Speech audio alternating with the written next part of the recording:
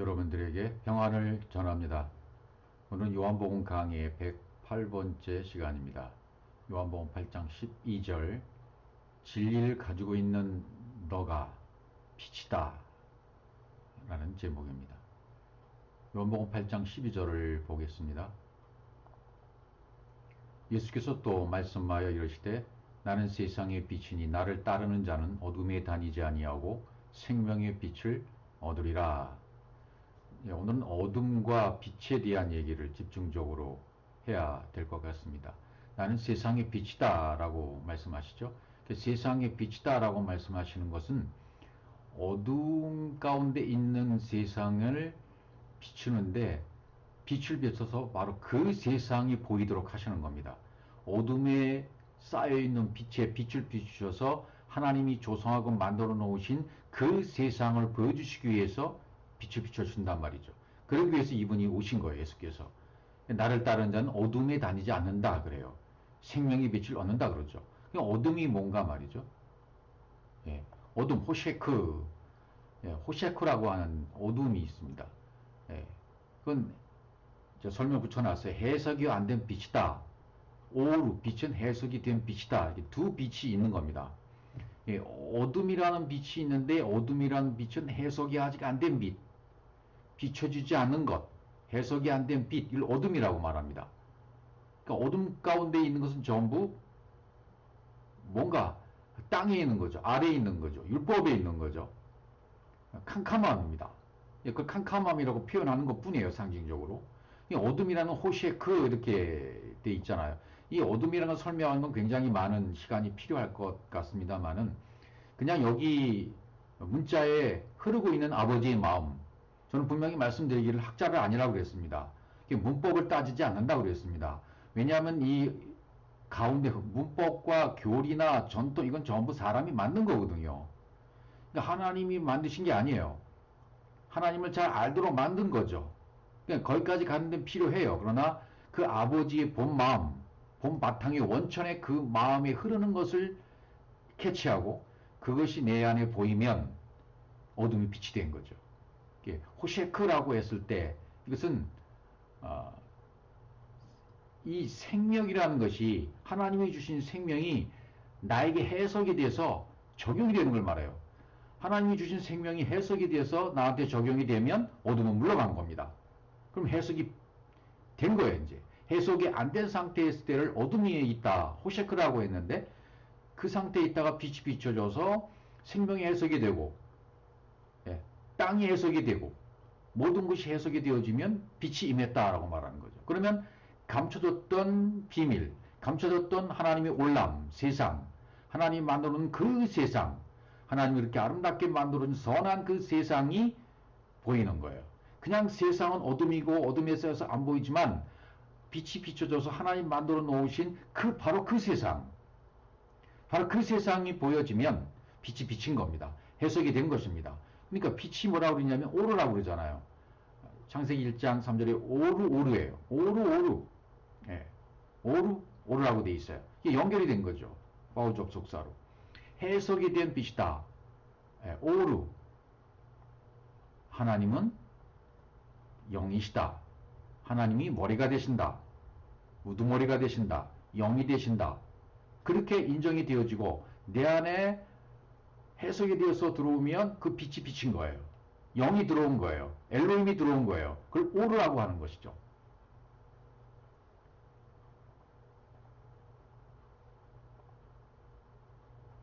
자, 이제 또 다른 데 한번 가보면, 그래서 이제 우리가 알고 있는 시편 139편 12절에서는 흑암과 빛이 같다 그랬어요.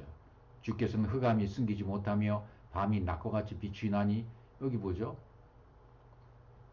낮과 같이 비춘다. 밤이, 라일라, 밤이 욤, 낮과 같이 비춘다. 그러니까 욤이라는 낮, 이것은 그냥 낮이 흘러가는 시간 그런 게 아니라, 그 속에 우리가 들어가는 걸 말해요. 성령이 비춰주심으로 말미암아 하나님 속으로 들어가 버리면 욤이 된 거예요. 밤이 낮과 같이 비쳤다. 밤과 낮이 하나가 됐다. 그러니까 두 빛이 하나가 되어 완성해요. 흑암, 해석이 안 된 빛, 흑암과 해석이 된 빛, 오루. 이것이 하나가 되어야 돼요. 그러니까 결코 어둠, 밤, 호셰크가 라일라, 이 라일라라는 밤은 뭐예요? 우리를 가르치는 거잖아요. 밤에 꿈을 꿉니다. 그래서 밤 동안에 우리를 완전히 바꿔놓아요. 그게 아침이 돼요. 저녁이 되고 아침이 되면 새로운 아침이 태양이 뜨는 겁니다. 해가 뜨는 겁니다. 그러니까 결코 어둠이 되지 않을 거예요, 이제 우리는. 흑암이 흑암일 수가 없어요. 그러니까 그동안 우리는 흑암을 다른 말로 알았죠. 흑암을 그냥 흑암으로만 우리의 개념만 알았지만 이 흑암이 해석이 되어지면 빛이 비춰진 것이고 빛이 비춰지니까 하나님이 내 속에 들어와서 영이 된 거예요. 그 오르가 된 거단 말이죠. 그러니까 밤과 낮이 같이 비추게 되는 거죠. 흑암을 다른 말로 알았던 것을 이제 다른 뜻으로 알았어요. 영어로 알았어요. 그러면 밤과 낮이 같이 비추게 되는 거죠. 밤과 낮이 같이 비추게 되니까 같아진 거죠. 흑암과 빛이 일반이 됐다. 같았다. 이렇게 말하는 거예요. 그래서 생명의 빛이라는 것은 뭐예요? 오르하하임. 예, 바로 얻었다라는 건 바로 그 존재가 되었다. 생명의 빛을 얻으리라 얻었다. 그 생명의 존재가 되었다. 그런 뜻이죠. 그러니까 성령의 사역으로 말미암아 여호와의 호흡이 내 호흡이 되는 거예요. 그게 생명이에요. 하나님이 호흡하시던 호흡이 내가 호흡하는 호흡과 똑같이 되었어요. 내가 호흡하는 호흡이 하나님의 호흡과 같이 되었어요. 그러면 생명의 빛이 임한 거예요. 엘로힘이 담긴 거예요. 영이 담긴 거라 그 말이죠. 그 생명이라고 말해요. 하나님의 호흡이 내 속에 들어와서 똑같이 호흡하고 있는 상태. 그게 영혼으로의 생명이 되는 거죠. 그래서 마태복음 5장 14절에는 뭐라 그러냐면 너희는 세상의 빛이라고 그래요. 여기 너희는 세상의 빛이라. 아까는 나는 세상의 빛이라. 예수께서 이 땅에 오셔서 하나님의 아들이 하나님 자신이 죄의 몸으로 이 땅에 오셨어요. 그분이 그 자리를 떠나는 순간 건 죄예요. 죄는 하나님 먼저 하신 거죠. 엘로힘이 보이는 이 땅에 존재를 가지고 오셨어요. 예수로 오신 거예요. 그럼 그것이 바로 죄 상태죠. 하나님과 하나가 안 된 상태가 보는 것이 죄입니다. 그걸 비춰주는 거예요. 너희는 그 죄의 상태를 벗어나기 위한 라켐, 하나님께서 가르치신 모든 것, 그것이 완성되는 거예요. 그러니까 여기 마태복음 5장 14절이니까 마태복음 5장 그 3절까지 빛이 있으리라, 빛이 복이 있다, 심령이 가난한 자는 그럼 쭉 나가잖아요. 심해, 오니, 극마, 하와이 뭐 이렇게 8가지, 9가지 몇 가지인 것은 의미가 중요하지가 않아요. 그것이 이루어져야 돼요. 3절부터 12절까지, 13절까지가 모두 이루어져요. 그렇게 이루어진 바로 너희들. 예. 마태복음 5장 1절부터 13절까지 말해도 틀리지 않아요. 예. 5장 3절까지 이제 뭐 산상순이라고 말하는 장면이 시작되잖아요. 복이 있다, 심령이 가난한 이렇게 시작하시잖아요. 산에 올라가 앉으신 제자들이 나온지를 하면서 입을 열어 가르치시기 시작하잖아요. 비밀이 나오잖아요. 그때 너희는 이 앞에 5장 3절부터 12절 정확하게 그것이 이루어진 자들, 그것이 담겨진 자들, 천국, 하나님의 나라, 엘로힘으로 완성돼서 담겨진 엘로힘으로 완성돼서 담겨진 너희들이 바로 세상의 빛이야. 그러니까 아까 나는 세상의 빛이다라고 말씀하신 예수님의 말씀과 너희는 세상의 빛이라는 말씀과 다를까요? 똑같은 거예요. 이 너희가 바로 세상의 빛이 돼요. 나는 세상의 빛이에요. 생명의 빛이에요. 그러면 이 생명이 똑같이 들어왔으면 똑같은 생명, 똑같은 빛, 똑같은 영이 된 거죠. 그럼 그분이 나에게 들어오셨으므로 그리스도로 살아가는 게 되는 거죠. 갈라디아 2장 20절이 그거예요. 육체 가운데서 하는 것은 이제 그분이 내 안에 들어와서 대신 사시는 거예요. 내가 사는 것이 아니라 그리스도로 살아가는 겁니다. 십자가에 못 박혀 죽었기 때문에 그리스도로서 살아가는 겁니다. 내가 그리스도가 되어서 살아가는 겁니다. 이게 이 성경 문장에 정확하게 맞아떨어지는 얘기인데도 불구하고 이상하다고 우리가 하나님이 되어서 그리스도가 되어서 산다 하면 이상하게 머리를 절레절레 흔드는 분들이 있어요. 그래서 성경을 이해하지 못해서 그런 겁니다. 그런 것까지 신경 쓸 이유가 없어요. 이건 복음만 전하면 되니까 받아들이든 안 받아들이든 그것은 그들 거예요. 우리는 전하기만 하면 되는 겁니다. 저는 전해놓기만 하면 되는 거예요. 받아들이는 것은 개인 원타임 왔을 때 제때 그것이 보여지게 되고 들려지게 되고 알게 되는 것이죠. 그러나 그렇기 전까지는 펄쩍펄쩍 뛰죠. 내가 알고 있는 것과 충돌이 되니까 다르니까 난리가 나는 거예요. 그러니까 율법에 있는 교회들이 다 그런 상태죠, 지금. 너희는 그러니까 엘로미로 완성돼 당긴 너희가 되는 거예요. 세상의 빛이란 얘기죠. 포스오 코스모스, 세상의 빛이다. 어둠에 감싸있던 그 세상을 빛이 비추니까 바로 그 세상이 나타나 버린 거예요. 하나님이 조성하시고 만들어 놓으신 선한 세상, 토부, 예, 그 세상, 예, 호코스모스, 바로 그 호코스모스, 그 세상, 만들어 놓으신 그 세상의 빛이다 말이죠. 하나님 형상으로 가르치고 분배하신 엘로미가 영이 당겨진 자, 그것이 바로 빛들입니다. 세상의 빛들입니다. 산에 있는 동네가 숨기지 못할 거예요. 숨기지 못하죠. 이제 다 드러나게 될 겁니다. 빛이 비춰지니까. 그러니까 나는 세상의 빛이다. 너희는 세상의 빛이야. 이게 동격이란 같다는 얘기예요. 그럼 뭐예요? 그 진리를 자기 안에 가지고 있는 자는, 진리를 가지고 있는 자가 바로 너가 빛이다 그런 뜻이에요. 진리를 가지고 있는 너, 영이 된 너, 엘로힘이 담긴 너, 베레시트로 성취된 너가 바로 빛이야. 이렇게 말씀하신 거나 똑같다. 그 말이 되는 거죠. 출애굽기 10장 21절 보죠. 여호와께서 모세에게 이르시되 하늘을 향하여 네 손을 내밀어 애굽 땅에 흑암이 있게 하라. 모세에게 네 손을 내밀어 애굽 땅에 흑암이 있게 하라. 흑암을 만들어 주시는 거예요, 지금. 흑암을 만들어 주시죠. 흑암을 만들어 주신 이유가 뭐예요? 더듬을 만한 흑암을 만들어 놓기 위해서. 더듬을 만한 흑암이라고 했어요. 그러니까 진리로 말을 못 해주면 어둠이니까 성경이 어둠이고 예수가 어둠이고 율법이 다 어둠인 거예요. 그런데 모세를 통해서 내 손을 내고 애굽 땅 위에 흑암이 있게 하라. 아직 애굽에 있었던 땅인 본토 친척 아비지를 떠나지 못했던 나에게 흑암이 있게 하라고 은혜를 베풀어 주시는 거예요. 그럼 더듬을 만한 흑암이 된단 말이죠. 그럼 더듬을 만한 흑암이 무슨 뜻이냐? 이걸 찾아봐야 되잖아요. 더듬을 만한 흑암이 무엇이냐? 예, 더듬을 만한 그 마사시라고 돼 있어요. 마샤시인데 이 원문에는 바이가 붙었어요. 바이마시라고 돼 있어요. 앞에 바이가 붙었어요. 그러니까 이게 뭐가 되냐면 더듬을 만한 그런 흑암이다. 그런 뜻은 뭐냐면 하나님의 형상으로부터 하나님의 앞에 있는 하나님의 형상이 진리잖아요. 이것이 나한테 해석이 되는 거죠. 그러면 해석이 되면 창세기 1장 2절, 창세기 1장 2절이 내 안에 담기는 거예요. 창세기 1장 1절과 2절이 담기는 거예요. 그 진리가 해석이 되어지는 거예요. 그러니까 그 해석이 되어질 수 있도록 하나님의 형상으로부터 해석이 되어질 수 있도록 어둠을 만들어 주시는 거죠. 그걸 더듬을 만하다. 땅 아래 우리식으로 해석을 하게 되면 인간의 오감과 감각으로 더듬어 찾아가게 되는 거죠. 그런데 땅은 오감과 감각을 통해서 찾아가는 것이지만 흑암이 있게 하심으로 말미암아 더 이상 오감이 아니라 감각이 아니라 그분이 해석해 주심으로 말미암아 하나님의 바른 빛이 비춰지는 거죠. 그래서 마샤시 더듬을 만하다. 그렇게 보면 하나님이 주신 어둠을 빛으로 해석을 해서 보아야 한다는 말이 되는 거죠. 이 더듬을 만한 흑암을 만들어 주신다는 얘기는 뭐예요?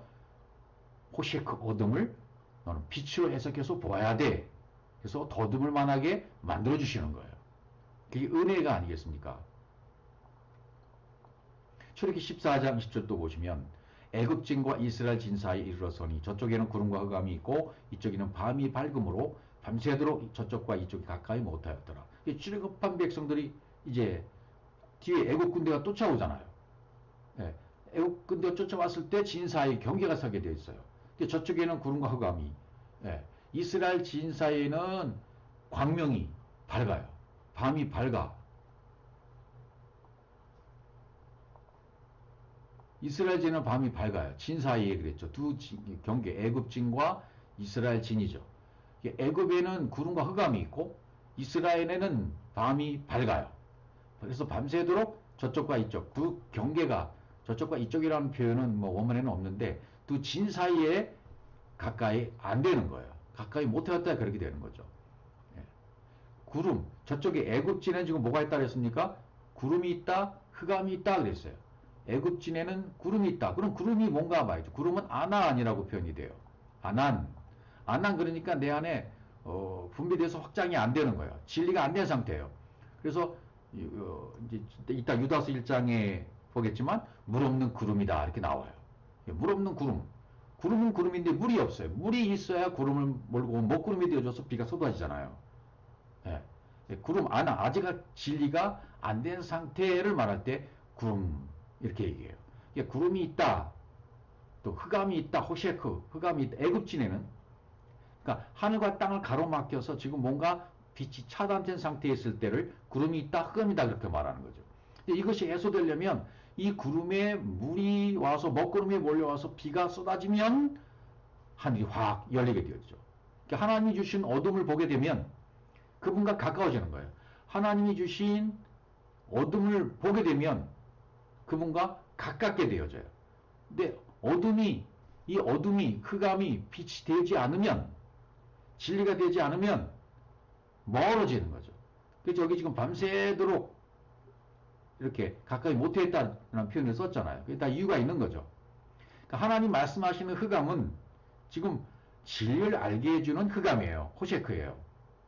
하나님이 주신 어둠을 하나님의 뜻으로 볼 줄 모르면 어떻게 돼요? 장님이 되는 거죠. 장님이 되는 거예요.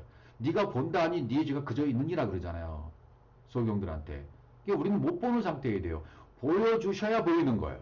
우리 눈으로는 보이는 것밖에 못 봐요. 하나님 보여주셔야 되고 보여주시다가 영현으로 볼 때가 와야만 하나님의 뜻으로 어둠을 보게 되어져요. 이걸 모르면 장님이 되는 거죠. 그러니까 하나님의 뜻을 따라 나온 자들에게는 하나님의 뜻을 따라 나온 이스라엘 사람들에게는 그 밤이 빛이 되게 만든 거예요. 그래서 밤이 밝다 그래요. 밤이 밝다. 밤에 광명이 있다 그래요. 그건 무슨 뜻이에요? 하나가 되었다는 거죠. 어둠과 빛이 하나가 되었다는 그런 뜻이에요.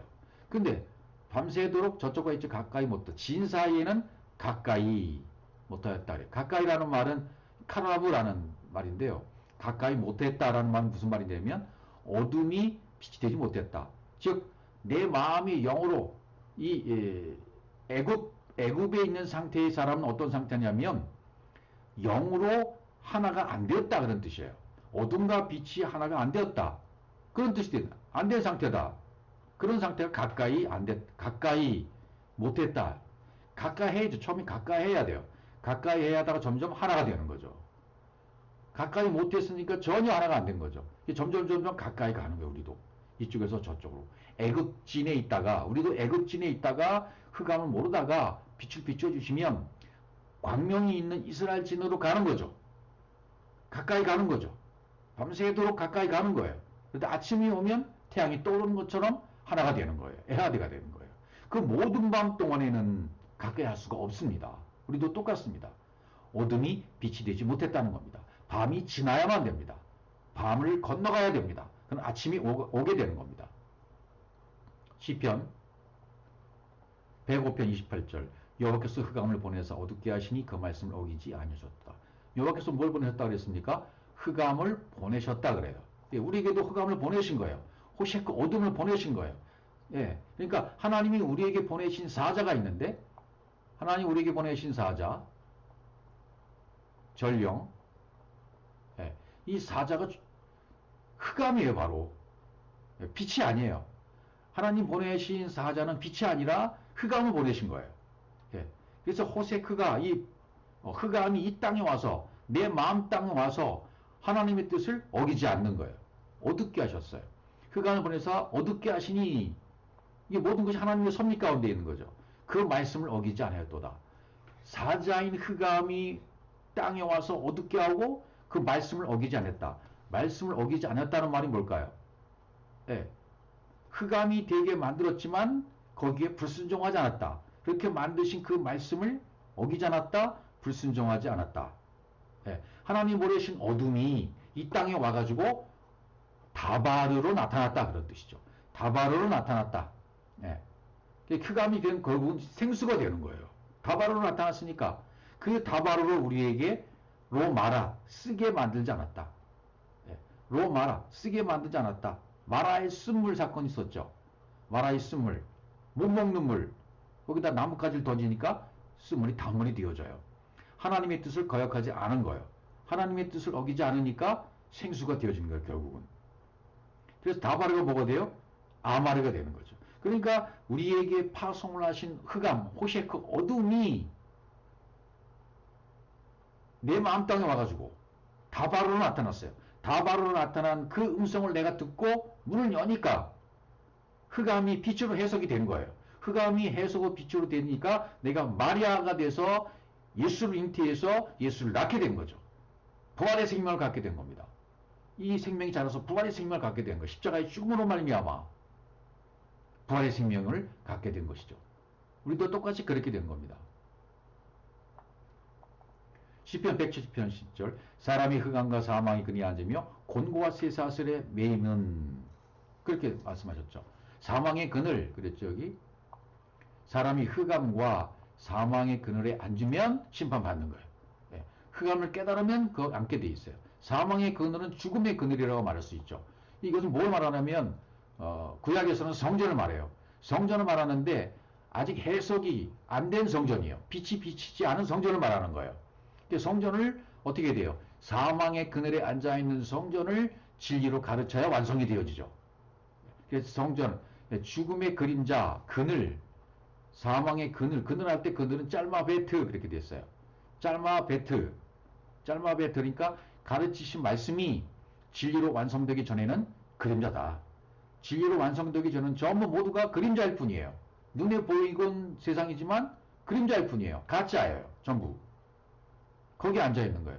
죽음이라는 것은 뭐냐면 완성을 보여주는 그림자예요. 호셰크입니다. 어둠입니다. 완성을 보여주는 흑암이 바로 그림자가 죽음이에요. 죽음. 죽음을 통해서 하시는 거죠. 하나님 입장에서 완성은 죽음입니다. 물도 타무트로 되는 거예요. 그래서 완성으로서의 죽음은 죽음인데 완성으로의 죽음으로 죽어야 되는 거야. 이 어둠, 흑암, 호셰크를 깨닫지 못하면 사람이 흑암을 깨닫지 못하면 여섯째 날까지 완벽하게 깨달아서 육육육이 되어져야 돼요. 모든 것이 다 육으로 끝나야 돼요. 육신의 정욕과 안목의 정욕과 이생의 자리 다 끝나야 돼요.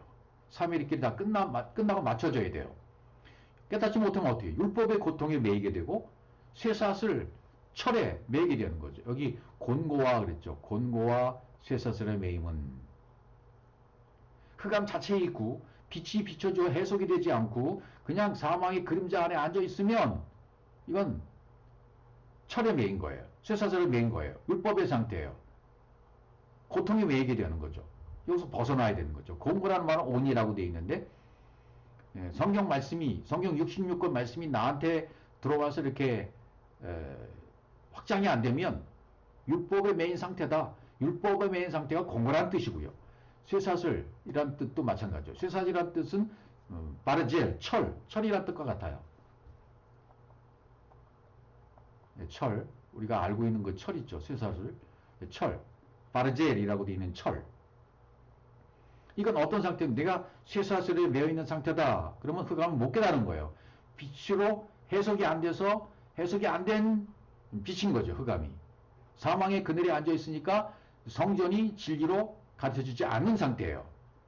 그러니까 이거 가르쳐줘야 되잖아요. 그러니까 가르치신 말씀이 내 안에서 수행이 안 되고 운반이 안 돼서 영으로 자리 잡기 못한 상태이기 때문에 이건 철에 매인 거예요. 이 상태가 바로 약속의 땅 밖에 있는 상태죠. 요단강 바뀌고 약속의 땅 밖이 되는 것입니다. 또 11절에 있는 말씀 보시면 하나님의 말씀을 거역하며 지존자의 뜻을 멸시함이라. 예, 그래서 그 상태 흑암에 머물러 있고 사망이 그문에 머물러 있으면 말씀을 거역하는 거에 돼요. 거역한다는 말씀은 여기 말씀을 거역한다.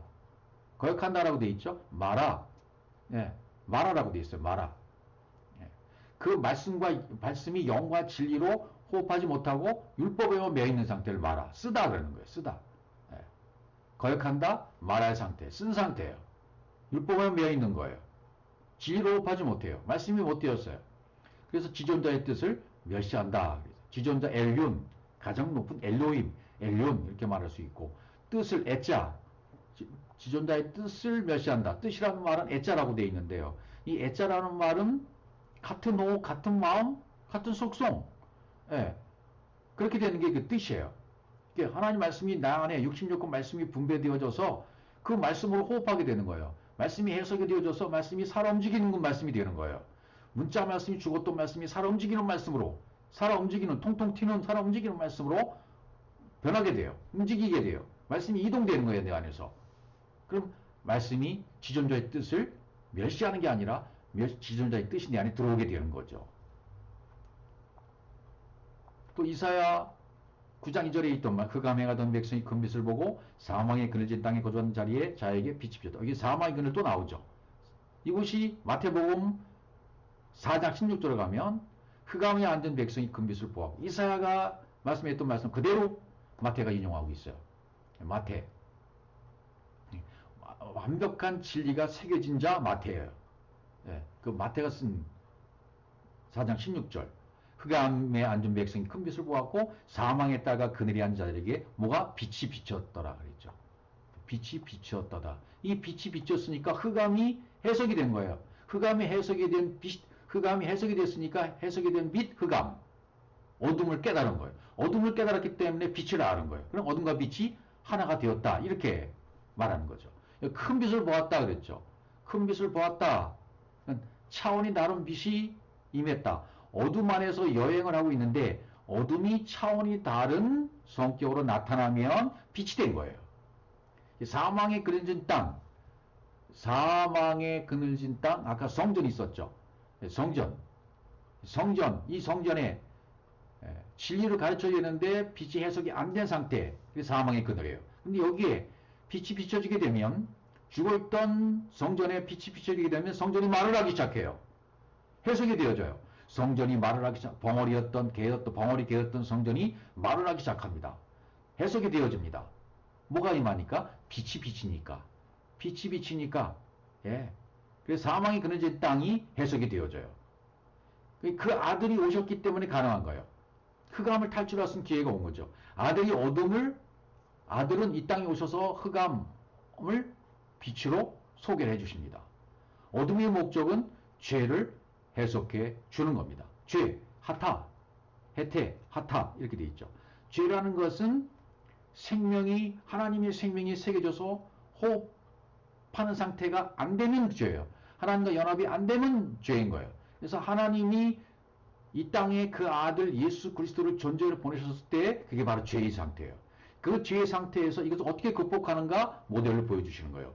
그 예수가 십자가에서 못 박혀 죽음으로 말미암아 다시 영이 되는 거죠.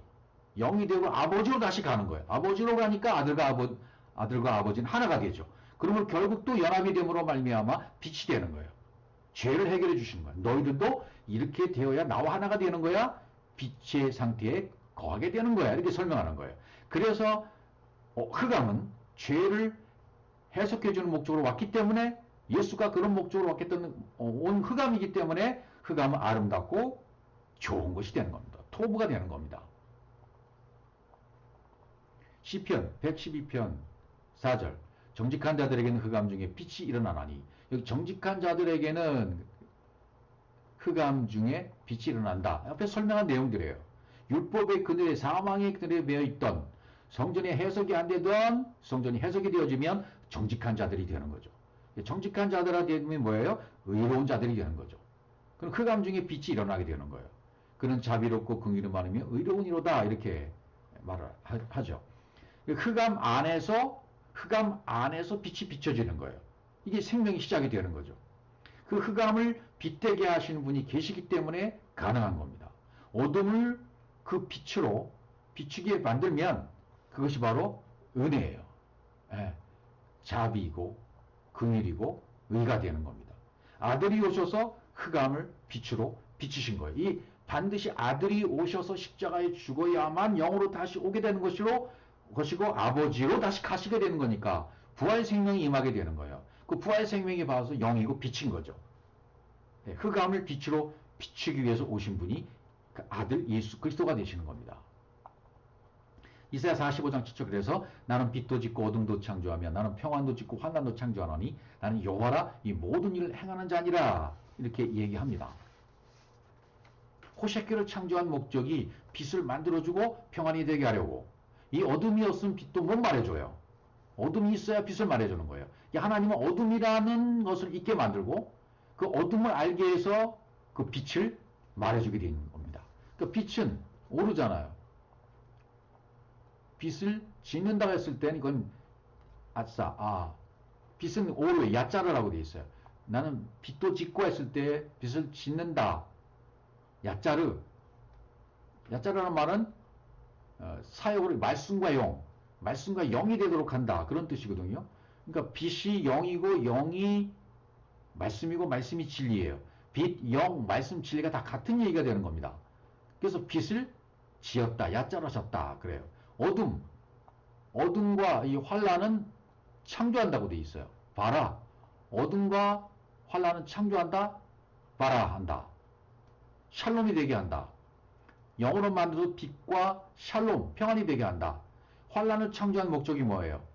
평안이 되게 만들기 위해서예요. 어둠을 창조한 것이 뭐예요? 빛이 되기 위해서예요. 여기서 그래서 바라를 썼어요.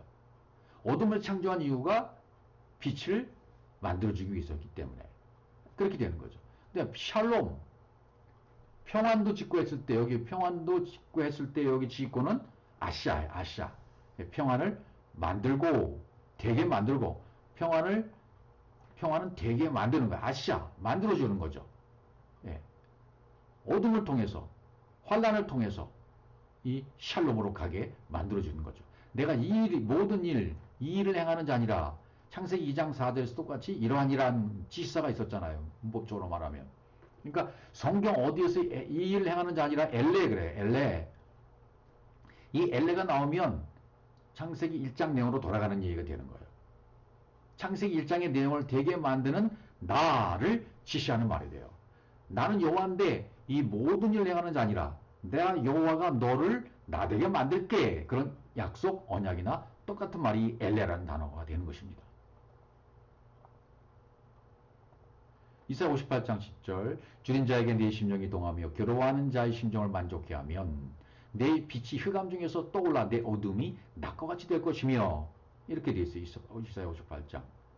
낮과 같이 된다 그래요. 내 빛이 흑암 중에서 떠올라 어둠이 낮과 같이 될 것. 어떻게 하면 줄인 자에게 심정이 동하며 괴로운 자의 심정을 만족케 하면 이게 뭐예요? 아직 복을 모르고 어둠이 해석이 안 된 상태에서 이제 어둠의 상태를 해석해주는 빛이 임하게 되면 그 말씀을 듣고 아들의 음성을 듣고 살아나면 십자가에서 죽고 이제 영신 그리스도가 모셔지게 되면 빛이 임한 거예요. 흑암 중에 떠오르게 된 거예요. 낮과 같이 된 거예요. 예. 어둠이 낮과 같아졌다. 그 말이 되는 거예요. 용이 됐다. 바다 끝에 지성소 속에 들어가는 그 용이 됐다. 그런 뜻이에요. 이 용을 낫으로만 설명하기엔 너무나 약해요. 바다 끝에 있는 지성소. 처음에 바다는 바다는 율법의 바다지만 더 깊어지면 지성소인 하나님이 거처하시는 거처의 바다용이 되는 겁니다. 서쪽 지성소가 되는 겁니다. 낮과 같이 쪼아르, 정오의 빛, 창문, 쌍수. 이건 쌍수라는 것은 어둠과 빛이 같기 때문에 쌍수라는 말을 쓰는 거예요. 낮과 같이 됐다. 쌍수거든요. 낮과 같이 됐다라는 말은 어둠과 빛이 같다. 그런 어둠과 빛이 같다. 그러니까 쌍수가 되는 거예요. 이 빛이 쌍이 되려면 어둠에 의해서 빛이 일어나야 돼. 반드시. 그래서 어둠과 빛이 같은 거예요. 그래서 먼저 어둠의 베이스를 주시고 그 베이스에 빛을 주시는 거예요. 계속. 그래서 그 어둠에 의해서 반드시 빛이 일어나야만 된다고 성경은 말하는 겁니다. 이사야 60장 2절 보죠. 일어나라 빛을 발하라. 언약이잖아. 약속이잖아. 일어나라 쿰. 아니 뭐 시스템이 헬라 그렇게 말하잖아요. 쿰 일어나. 부활해야 된다.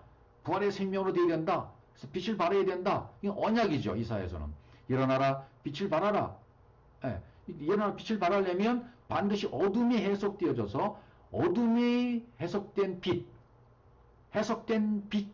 어둠이 깨달아지면 일어난 쿰이 되는 거예요. 빛을 발하게 되는 거예요. 어둠에 의해서 빛을 깨달았기 때문에, 어둠에 의해서 빛이 일어났기 때문에 쿰이 되는 거예요. 부활 생명이 일어나게 된 거예요. 내 빛이 이르렀고 여호와의 영광이 되어 임하였더니잖아요. 내 빛이 일어나라. 내 빛이 이르렀다. 이건 뭐예요? 빛이 되었다, 영이 되었다, 진리가 되었다, 생명이 되었다. 부활의 생명을 갖고 살게 되었다. 그리스도로 살고 있는 중에 있다. 그 말이 되는 거고요. 60장 3절 나라들은 네 빛으로 왕들은 비치는 내 광명으로 나오리라. 이게 그거예요. 나라들은 내 빛으로 왕들은 비치는 내 광명으로 나오게 된다. 내 안에 있던 모든 민족과 나라들이 빛이 되어버린 거예요. 내 안에 있던 모든 세력들이 모든 왕 같은 세력들이 이제는 빛으로 다 하나가 돼버린 거예요. 열왕이 하나가 된 거예요. 광명으로 나오게 된 거예요. 빛으로 나오게 됐다. 그 말이 되는 겁니다. 60장 19절 이사야 다시는 낮에 해가 내 빛이 되지 아니하며 달도 내게 빛을 비추지 않을 것이고 상징적인 거잖아요. 낮에 해 밤에 달이 빛이 아니고 오직 여호와 하나님이 내게 영원한 빛이 되는 거야. 이 땅에 있는 것은 보이는 것은 보이지 않는 것을 가르쳐주기 위해서 존재하는 거니까 낮에 해가 보이고 밤에 달이 보이는 것은 내게 영원한 세계의 빛 여호와 하나님이 바로 내 영혼으로서의 빛이 되는 것을 보여주는 거야. 그 태양빛을 보면서 아 저것이 바로 영혼으로서의 빛으로 가는 빛이구나 깨닫게 되는 거죠. 그 태양빛을 보면서 영원한 빛이신 그리스도를 발견하게 되고 영원한 빛이 되신 하나님의 호흡을 발견하게 되고 그 베리시트의 똑같은 속성과 뜻과 의도가 내 속에 들어오게 되어지면 발견이 되어진 거예요. 찾게 된 거예요. 어둠에 의해서 빛이 일어나게 된 거예요. 빛을 발하게 된 거예요. 내 하나님이 내 영광이 된다 그랬잖아요. 영광은 드러나는 거, 나타나는 거예요. 하나님이 내 안에 오시면 하나님을 나타나고 드러나게 되어져요. 하나님을 나타나게 돼요. 드러나게 돼요. 그게 영광이죠. 그분으로 만들어져야만 이게 가능한 거예요. 요한복음 3장 19절부터 21절 보면 한번 읽겠습니다. 그 정죄는 이것이니 곧 빛이 세상에 왔을 때 사람들이 자기 행위가 악함으로 빛보다 어둠을 더 사랑한 것이니라. 이건 이제 요한복음 강의에서 설명했기 때문에 그냥 넘어가겠습니다. 빛보다 어둠을 더 사랑한 사람들은 빛을 몰라보는 거예요. 악을 행하는 자마다 빛을 미워하여 빛으로 오지 않았나니 이는 그 행위가 드러날까 하며 진리를 따르는 자는 빛으로 오나니 이는 그 행위가 하나님 안에서 행한 것임을 나타내야 함이라 하시니라. 그렇죠? 그 빛이 지금 흑암으로 왔잖아요. 그죠? 사람들은 어둠을 더 사랑했어요. 사람들은 어둠밖에 사랑할 줄 몰라요. 하나님은 어둠으로 아가파오 사랑하셔서 우리가 그 어둠을 알게 만들어 주셨습니다. 그들은 호코스마스로 왔기 때문에 빛이 오는 것을 하지 않아요. 율법적 의심을 열심히 하는 것이 악한 거죠. 아직 어둠이 있다는 뜻이죠. 호코스모스를 깨닫지 못한 거예요. 어둠이 해석이 안 된 상태예요. 그러니까 그 악한 세상, 어둠이 해석이 안 된 그 세상을 바로 하나님 만들어 주신 그 세상으로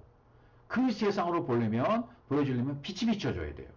해석이 되어져야 돼요. 어둠이 해석이 되어져야 된다 그 말이죠. 해석된 빛이 되어지면 어둠을 깨달아 안 거예요. 그러면 어둠으로 빛을 몰랐던 데를 벗어나서 어둠으로 빛을 몰랐다가 깨달으니까 빛을 알았어요. 그러면 악한 일이 멈춰버려요. 선한 상태가 되어버려요. 어둠으로 빛을 깨달으면 악한 일은 멈춘다. 율법은 멈춘다. 그런 뜻이 되는 것입니다. 베드로서 2장 17절 이 사람들은 물 없는 셈이요 광풍에 밀려가는 안개니 그들 입에 캄캄한 어둠이 예비되어 있나니 이렇게 되어 있어요. 이 사람들은 여기 누굴 얘기할까? 이 사람들은 율법에 갇힌 자, 사망의 그늘에 매여 있는 자들은 그런 뜻이 되는 거죠. 율법 가운데 있는 진리를 모르는 자들을 얘기해요.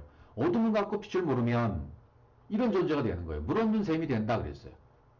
물 없는 셈. 이걸 한번 살펴보겠습니다. 다 똑같은 의미입니다. 여기 캄캄한 어둠이 예비되어 있다. 그럼 뒤에서 유다서에서 한번 살펴보기로 하고요. 물 없는 셈이다. 그럼 제가 원어를 써놨는데요. 한마디로 말하면 하나님이 우리에게 가르쳐주시는 그 진리 있잖아요. 진리가 다 고갈되어버린 상태예요. 셈에는 물이 고여있어야 되잖아요. 근데 물이 없다. 그러면 진리가 고갈됐다. 그런 뜻이죠. 진리가 고갈됐기 때문에 뭐가 안 돼요? 내 안에 하나님의 영으로 완성이 안 되는 거예요. 내 마음 베이트, 내 마음 땅에, 내 집에 엘로힘 하나님이 머리가 되시고 완성이 되는 일이 일어나질 않아요. 진리가 고갈됐기 때문에.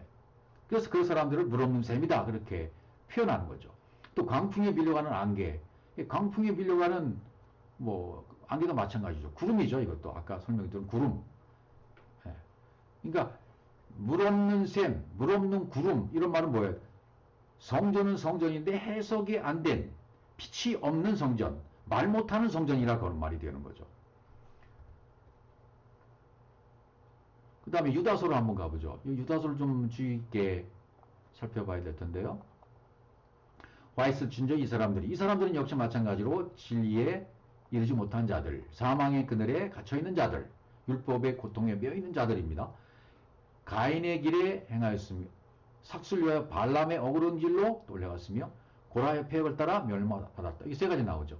가인의 길, 발람의 어그러진 길, 고라의 폐역을 따라간 길. 그래서 멸망이다. 이들은 결국은 멸망이단 말이죠. 심판을 받아야만 되는 거죠. 결국은 화가 있어야 돼. 이 사람이 화가 반드시 성경이 말하는 화 반드시 그것이 있어야 예. 생명의 반대에 사망이 있는 거죠. 멸망이 있는 거죠. 심판이 있는 거죠. 영원한 흑암이 있는 거죠. 그 다음 구절을 보시면 그들은 기탄 없이 너희와 함께 먹으니 너희 애찬의 암초요. 애찬의 암초 아칼 먹는데 암초 방해가 된단 말이죠. 자기 몸만 기르는 목자요. 이 전부 율법에 매여있는 상태, 진리가 뭔지 모르는 자들, 해석이 안 된 성전, 말 못하는 성전, 해석이 안 된 어둠이니까 빛이 임하지 못한 거예요. 그래서 애찬의 암초다, 자기 몸만 기르는 목자다, 자기 몸만 기르는 목자는 에스겔 34장에 자세히 나와 있잖아요. 예, 그거 참고하시면 될 것입니다. 바람에 불려가는 물 없는 구름, 아까 물 없는 구름은 살펴보았습니다. 예, 물 없는 구름 그러면 성전이에요. 해석이 안 된, 빛이 없는 성전이죠. 가르친 진리가 고갈되어져서 내 안에 분배가 안 되고 담겨지지 않은 상태, 그걸 물 없는 구름이라 그랬습니다. 물 없는 구름. 예. 그다음에 죽고 또 죽어 뿌리까지 뽑힌 열매 없는 가을나무요. 똑같은 상황이에요. 예, 뿌리까지 뽑혀서 열매 없는 가을나무. 열매 없는 가을나무니까 얼마나 피폐합니까? 율법 가운데 진리 모르는 자들이 그렇게 된다. 그런 말이고요. 그 다음 구절 보시면 13절 자기 수치의 거품을 뿜는 바다의 거친 물결이요. 예, 바다의 거친 물결. 수치의 거품을 뿜는 거친 물결이고 이것도 똑같은 얘기예요. 바다의 거친 물결이니까 아직 진리 가운데 이르지 못한 그런 상태를 말해요. 그러니까 물 없는 샘, 아까 말한 물 없는 샘, 물 없는 구름이 나왔잖아요. 다 똑같은 얘기들입니다. 물 없는 샘이다. 그러면 물이 없다. 샘은 베르잖아요. 성전에 물이 없는 거예요. 진리가 없는 거예요. 빛이 없는 거예요. 고갈된 거죠. 광풍에 밀려가는 안개, 구름이 똑같은 거고 바다의 거친 물결 똑같은 얘기입니다. 근데 여기에서 이제 좀 살펴봐야 될 것이 영원히 예비된 캄캄한 흑암으로 돌아갈 유리하는 별들이라. 요 구절을 좀 살펴봐야 됩니다. 아까 다른 구절에서 나왔었죠. 베드로에서도 나왔던 구절이에요. 예, 베드로에서도 2장 7절인가요? 그 부분에서 베드로후서 2장 17절 그 부분에서도 캄캄한 어둠이 예비되어 있다 그랬죠. 그리고 영원히 예비된 캄캄한 게 똑같은 얘기가 되는 거죠. 영원히 예비되어 그러니까 영원히 그러니까 우리 의미로 영원으로 생각하는 거예요. 이게 원어에는 그렇게 돼 있지 않아요. 예. 아드라고 돼 있어요. 영원히도 아우, 예비된도 아드예요. 아드. 아드라는 뜻은 그냥 뭐하는 동안 그런 뜻이거든요. 이걸 해석해 보면 진리가 분배돼서 열리는 동안 그런 뜻이에요. 진리가 나에게 분배돼서 열리는 동안 그걸 아드 그렇게 말해요. 그가까지 똑같은 얘기 아까 물 없는 샘, 물 없는 구름이나 영원히 예비된 분배해서 진리가 열리는 동안 캄캄함이죠. 그래서 캄캄한 흑암 이것도 무슨 뜻이 되겠습니까? 캄캄하다. 흑암은 호셰크인데 그 앞에 또 캄캄함이 있어요. 예. 아펠라란 말은 재앙이란 뜻이죠. 재앙. 흑암이 재앙이란 뜻인데 아세르 호셰크 아펠라 이렇게 되어 있어요.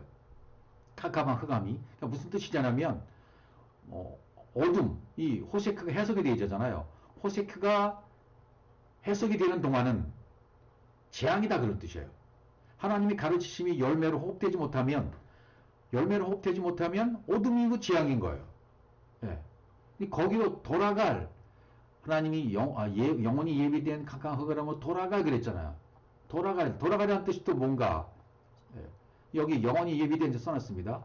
아드, 진리가 분비돼서 열리는 동안, 돌아가리라는 단어를 제가 좀 살펴봤는데, 차판이라고 돼 있어요.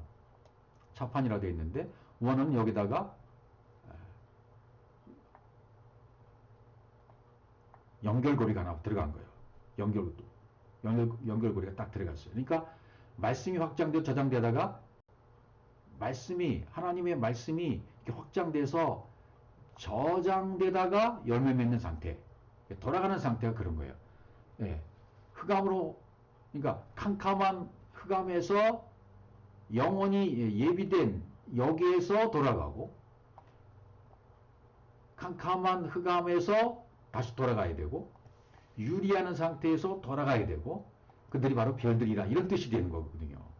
이게 아주 신비스럽게 되어 있어요. 유다가 기록한 내용이.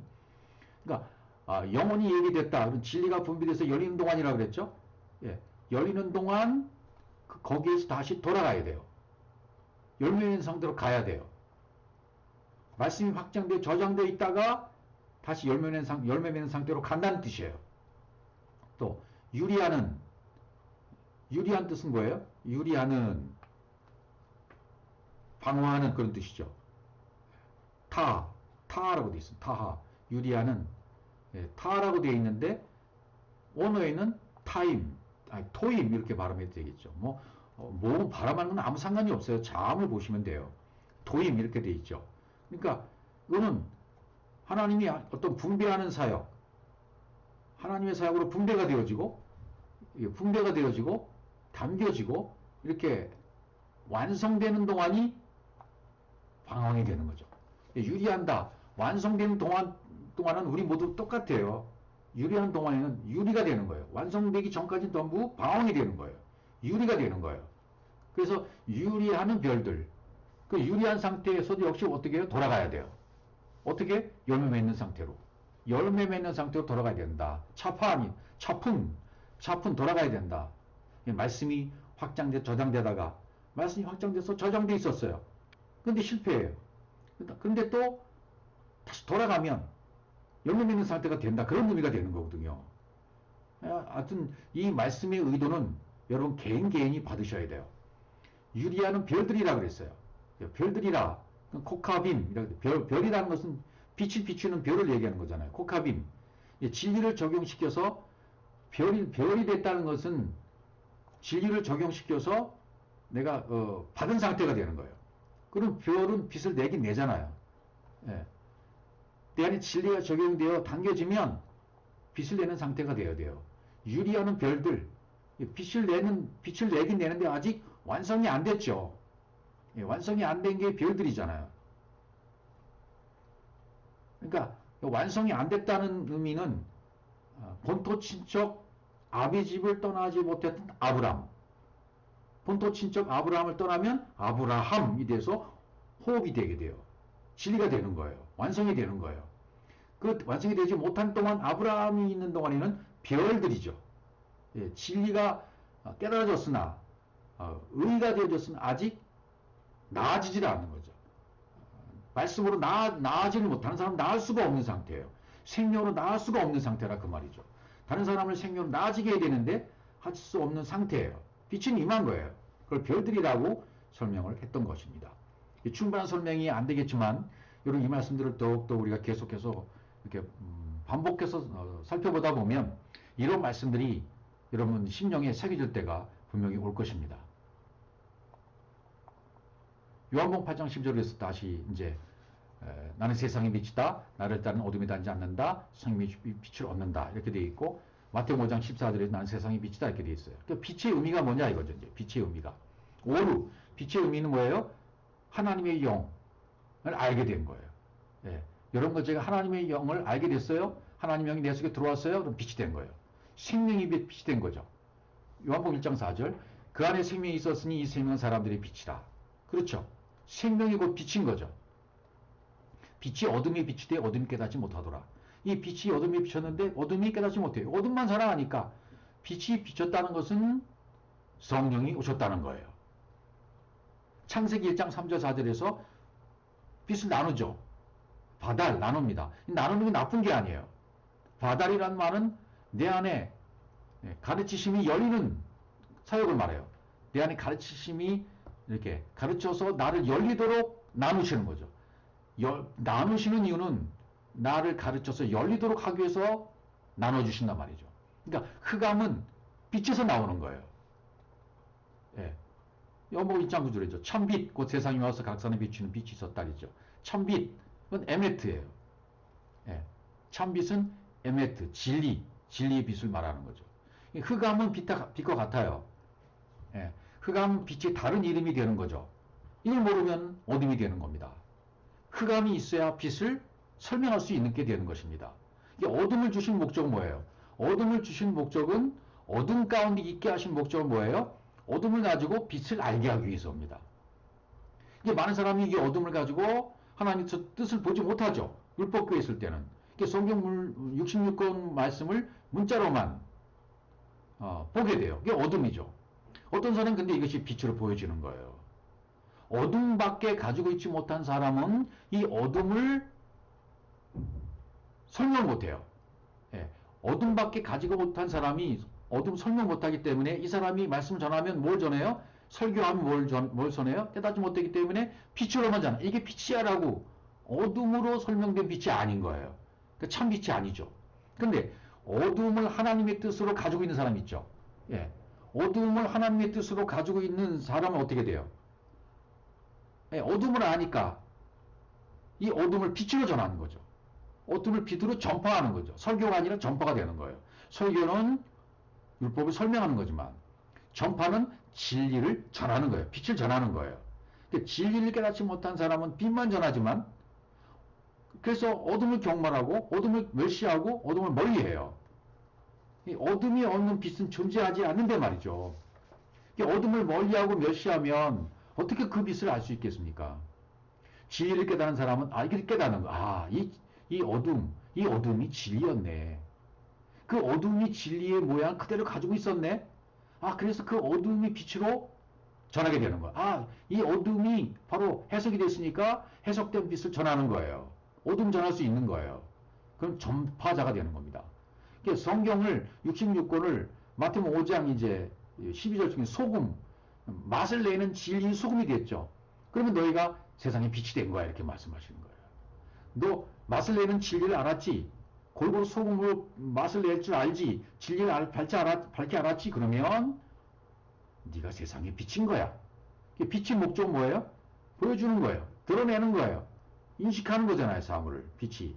율법적 표현을 나타내는 이제 빛을 알게 된 거죠. 볼 수 없는 것을 이제 보여주셔요. 어둠을 볼 줄 알아요. 이제는. 보이는 그것을 바로 보이게 보여주십니다. 어둠을 하나님이 주신 뜻대로 바로 볼 수 있어요. 그걸 빛이라고 말합니다. 그래서 하나님이 주신 코스모스, 세상이 바로 어둠이에요. 올람. 하나님이 조성해 주신 세상이 어둠이에요. 근데 그 어둠을 빛이 임해서 비춰주면 바로 그 세상을 알려주는 거죠. 빛이 비춰줘야 그 세상을 알려주게 되는 거죠. 하나님이 선하게 만들어주신 그 세상을 보게 되는 겁니다. 누구에게? 안에 소금, 진리가 된 자들에게 빛을 비추도록 만들어주시는 거예요. 안에 진리가 있는 자, 소금이 되어 있으면 그들에 의해서 낱낱이 진실을 빛을 비춰주게 되어져요. 바로 그 사람이 빛이다 그거죠. 진리가 있는 자, 그가 바로 빛이 되는 것입니다. 그래서 에베소서 5장 10절에 보시면 요한일서 1장 5절에도 보면 우리가 그에게서 듣고 너에게 전하는 소식이 이것이니 하나님은 빛이시라. 그에게는 어둠이 조금도 없으시다는 것이니라. 어둠이 조금도 없으시는 빛, 빛이 쫙 비치면 진리 빛이 비치면 어둠은 물러갔기 때문에 어둠은 없어요. 해석이 됐기 때문에 성경 66권이 살아 움직이는 부활 생명이 있는 말씀으로 바뀐 거예요. 펄펄 뛰는 살아있는 말씀이 되는 겁니다. 죽어있던 문자 말씀이 살아있는 생생한 말씀이 된 거예요. 하나님은 빛인 거예요. 영이신 겁니다. 진리신 것입니다. 어둠이 조금도 없으세요. 에베소 5장 11절. 너희는 열매 없는 어둠의 일에 참여하지 말고 도리어 책망하라. 어두운 일에 참여하지 말아라. 어둠과 교제하지 마. 어둠이 되는 일에는 너 참여하지 마. 샤타트. 참여하지 마. 관여하지 마. 교제하지 마. 온전하고 완전한 하나님의 형상이 열매로 맺도록 연결되는데 그 관여해야지. 그걸 반대한 일에는 관여하지 마. 그런 뜻이 되는 거죠. 도리어 책망하라고 되어 있죠. 도리어 책망하라는 말은 똑같아요. 약하의 약하의. 도리어 책망하라, 책망하고 책망하라 그런 뜻이에요. 예, 약하라는 말이 뭐냐면 성령의 사역으로 생명이 되도록 하시는 친절한 인도하심이에요. 친절하게 가르치시는 거예요. 뭘 가르치냐면 생명이 되도록 하시는 인도하심이죠. 성령 인도하심으로 하나님의 생명이 내 안에 적용이 되도록, 여러분 안에 적용이 되도록 친절하게 가르치시는 것이 책망이라 그런 뜻이 되는 것입니다. 책망을 받는다는 것은 뭐예요? 하나님의 형상과 하나님의 생명이 나에게 적용되도록 사역하시는 성령의 일인 거예요. 그러니까 내 안에 새겨진 말씀이 생각나고, 여러분 안에 말씀이 생각나요? 말씀이 돌다가 생각나요? 그러면 깨달아져서 양심의 가책을 느끼고 그 말씀에 순종하게 하시는 거죠. 나타난다. 빛으로 나타난다. 에베소 5장 13절에 보시면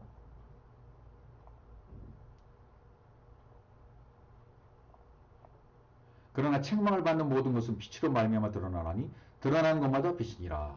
드러난다 그랬어요. 책망을 받으면 성령께서 친절히 가르쳐 주시고 인도하시고 알려주시면 생명을 알도록 알려주시면 그렇게 되면 빛으로 말미암아 드러나게 된다. 빛으로 말미암아 빛으로 해석이 됐기 때문에 드러나게 된단 말이죠. 이제 드러난다는 표현이 뭐냐면 드러난다. 이게 제가 써놨습니다. 갈라, 밝아 바뀌어졌다 그런 뜻입니다.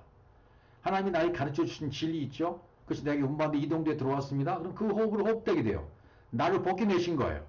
그럼 진리로 살면 살게 돼요. 그 자체가 빛이다 그 말이죠. 예, 이렇게 드러나면 드러나는 것마다 빛이 된다 그런 뜻이에요. 예, 이렇게 나의 모든 것이 밝아 벗겨지고 진리의 말씀이 내 안에 새겨져서 그 말씀을 살아가는 것 자체, 이것이 빛이라는 것입니다. 골로새 1장 13절 그가 우리를 흑암의 권세에서 건져내사 그의 사랑의 아들로 옮기셨다. 건져냈다. 건져냈다. 할라츠. 예, 건져냈다라는 흑암의 권세, 어둠이 가지고 있는 그 엄청난 권세, 두나미스에서 건져냈다.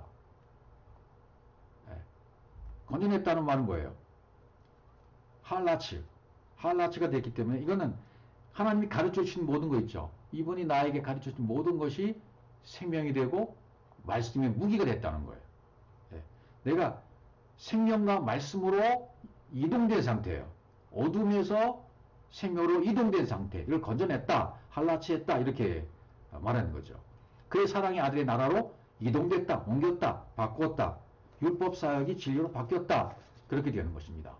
또 로마서 13장 11절 또한 너의 이식을 알거니와 자다가 깰 때가 벌써 되었으니 이는 이제 우리의 구원이 처음일 때보다 가까웠습니다. 가까웠습니다. 그러잖아요.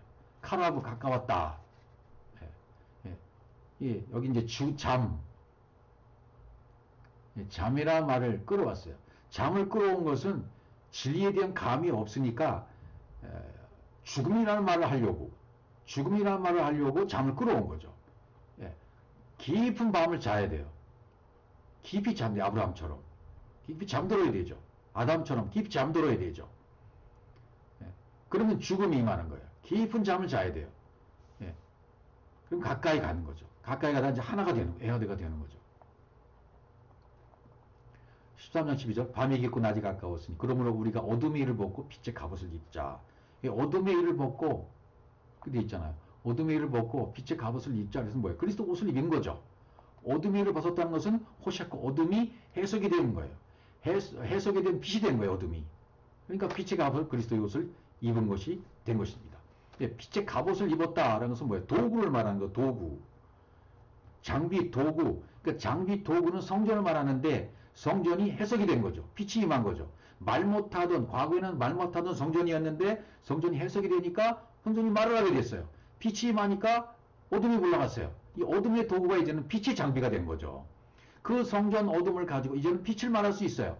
성전이 해석되었기 때문입니다. 나에게는 이제 어둠은 빛입니다. 여러분에게 이제는 어둠은 빛이 된 것입니다. 어둠은 빛이 된 것입니다. 빛의 사람이 된 것입니다. 고린도서 4장 6절에 이렇게 말합니다. 어두운 데서 빛이라고 말씀하셨던 그 하나님께서 예수 그리스도의 얼굴에 있는 하나님의 영광을 아는 빛을 우리 마음에 비추셨느니라. 우리 마음에 비추셨다 그랬어요. 하나님의 영광을 아는 빛을. 어둠이 비춰요. 오루. 우리 마음 안에 비쳤어요. 여러분 안에 빛이 비쳤어요. 그 빛이 내 안에 있습니다. 그리스도의 얼굴은 원래는 밖에 있는 것인데 빛이 비쳤기 때문에 깨달았으면 그 하나님의 얼굴이 내 안에 공존하게 되는 거예요. 하나님의 얼굴이 판임이 내 안에 거처하게 되는 거예요. 하나님과 같이 거처하는 사람으로 바뀌는 것입니다. 그 하나님의 영광을 아는 빛을 우리 마음 안에 흐르게 한 거예요. 마음 안에 흐르게 했기 때문에 그분은 비춰주신 것이라 그렇게 말하는 거죠. 이게 우리 안에 흐르고 있는 거예요. 지금 그 빛이 흐르고 있기 때문에 그 빛이 나타나는 거죠. 나타나면 편지요 향기가 되는 겁니다. 그리스도로 살아가게 되는 거죠. 베드로서 2장 9절 그러나 너희의 택하신 족속이 왕 같은 제사장들이요 거룩한 나라의 그의 소유된 백성이 너희를 어두운 데서 불러내요. 여기 똑같아요. 어두운 데서 호셰크 어둠 가운데 불러냈다 그랬어요. 불러냈다. 카라 불러냈다 그러죠. 여자가 여자로 있으면 흑암이에요. 근데 여자가 남자의 씨를 만나면 빛이 되는 거죠. 빛이 되는 거예요. 그러면 흑암이 빛을 야다하면 흑암이 빛을 알았으면 이 여자가 남자로 바뀌는 거죠. 그래서 그 남자다운 것을 여기 베드로는 어떻게 설명하냐면 어두운 데서 불러내어 그 기이한 빛에 들어가게 하신 아름다운 덕을 선포하게 하라면 이렇게 얘기합니다. 기이한 빛에 어두운 데서 불러냈다. 가라. 어둠이 빛으로 해석이 되었다. 근데 기이한 빛이라는 말은 무슨 뜻일까? 기이하다. 팔라라고 있어요. 엘로힘의 가르침, 하나님의 가르침이 내 안에서 열매를 맺는 것 자체가 기이한 거죠. 그렇게 빛이 된 거예요. 하나님이 가르치신 진리가 내 안에 들어와서 깨달아졌어요. 열매를 맺어요. 그게 빛인 거죠. 그게 기이한 빛이라고 얘기했어요. 들어가게 하시니 아름다운 덕. 이 아름다운 덕이 아주 귀한 표현입니다. 제가 써놨어요. 아름다운 덕, 헬라로는 아레테라고 되어 있어요. 아레테라는 말은 남자다움, 탁월함 그런 의미를 가지고 있거든요. 근데 시브리어로는 테힐라라고 되어 찬양, 영광이라는 뜻이 아름다운 덕이라고 되어 있는 거예요. 그러니까 이게 어두운 데서 나를 여러분과 저를 어둠에서 불러내서 어둠을 해석해서 빛을 비춰주셨죠. 어둠이 해석됐어요. 빛이 되었어요. 기이한 빛에 들어가게 되셨어요. 그럼 기이한 빛에 들어가게 되셨다면 여러분 남자다움이 된 거예요. 탁월하게 된 거예요. 남자가 된 거예요. 아까 남자가 되었다 그랬죠. 여자가 여자로 있으면 흑암이지만 흑암이 빛을 받아 씨를 받으면 탁월함이 되는 거예요. 남자가 되는 거예요. 이 씨가 된 것입니다. 그걸 아름다운 덕이다. 그렇게 쓰였어요. 아름다운 덕 이건 뭐냐면 테일라예요. 테일라 찬양.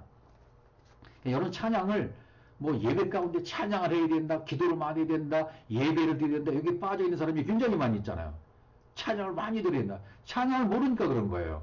진정한 찬양, 성경이 말하는 찬양은 뭐냐면 테일라라고 되어 있죠. 이게 뭐예요? 생명으로 완성된 상태예요. 하나님이 가르치시고 공급하셔서 생명으로 완성돼서 호흡하는 상태, 그걸 찬양이라고 말합니다. 테일라라고 말합니다. 그러니까 예배 가운데 찬양을 드려야 된다, 기도해야 된다, 그런 예배를 안 드리면 진정한 예배가 아니다. 이렇게 말하는 율법에 빠져 있는 사람들은요, 진정한 찬양의 의미를 모르기 때문에 그런 거예요. 진정한 찬양은 베레시트가 성취된 거예요. 생명이 완성된 상태예요. 그 자체가 찬양이고 그 자체가 감사인 것이고 그 자체가 베레시트의 성취이기 때문에 영광이 되는 것입니다. 이 모든 것이 하나로 함축이 되어져요. 통일이 되는 것입니다. 어느 것 하나만 가지고 주장하는 사람은 율법에 빠져 있는 사람이에요.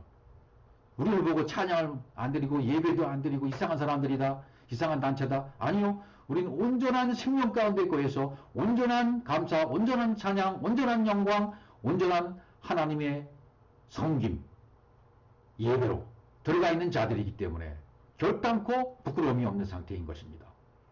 이 탁월함, 어둠이 무엇이 나갔다면 차원이 다른 탁월함에 이르게 된 것입니다. 그래서 다른 표현을 보면 데살로니가전서 5장 4절 정죄들아 너희는 어둠이 있지 아니하며 그날이 도둑같이 너희에게 임하지 못하. 넌 어둠이 있지 않아. 빛 가운데 있어. 도둑같이 너희 날 하나님이 그리스도로 재림하, 그리스도 영으로 여러분 안에 들어오게 되면 재림의 날에는 빛이 임하게 되는 거죠. 예. 너희는 다 빛의 아들이요 낮의 아들이라. 빛의 아들이고 낮의 아들이기 때문에요.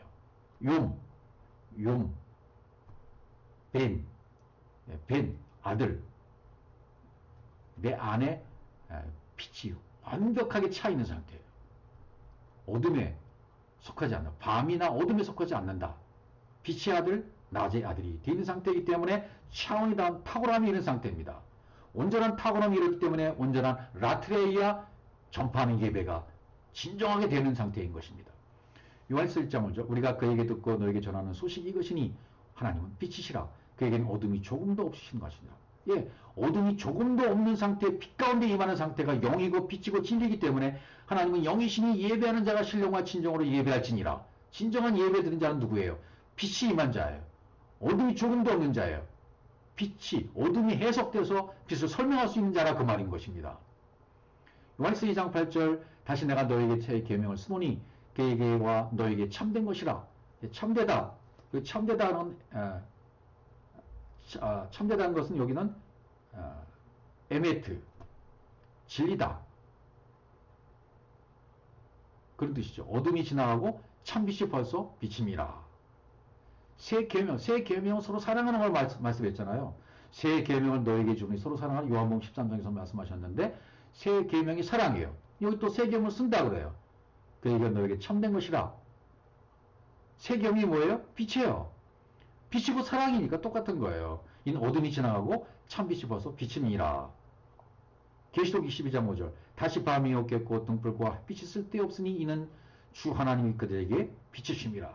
예, 빛이 어둠이 해석돼서 빛이 임한 자들에게는 다시는 등불과 햇빛이 쓸데없어요. 소용이 없어요. 왜? 하나님이 직접 빛이 되어 주셨기 때문입니다.